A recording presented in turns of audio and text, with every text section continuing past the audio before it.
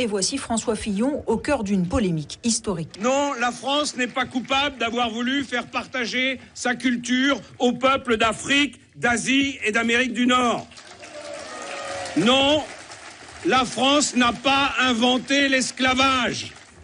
La colonisation et l'esclavage peuvent-ils être considérés comme un partage de culture ? Certainement pas, selon le MIR, le Mouvement international pour les réparations. Il vient de porter plainte contre l'ancien Premier ministre pour apologie de crimes contre l'humanité. Dire que pendant plus de 4 siècles, l'État français a torturé des êtres humains, les a entravés, les a déportés à fond de cale, les a effectivement empêchés d'aller, et surtout les a tués carrément, parce que l'espérance de vie d'un esclave était très court. Donc dire que la France a organisé cet esclavage, cette traite négrière, ça dérange M. Fillon. C'est la 5e plainte de ce type que porte le MIR, les plus connues étant celles contre Roger de Jaham et Alain-Hugues Despointes, mais aussi contre les magistrats de la Cour de cassation qui avaient invalidé la condamnation de ce dernier. À la clé, c'est la validité de la loi Taubira qui est en jeu.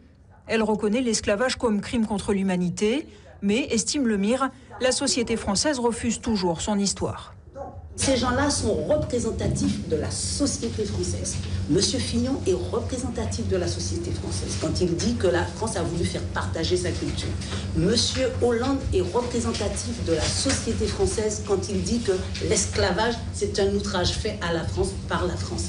Monsieur Sarkozy représente la France lorsqu'il dit que la colonisation était bénéfique, était positive.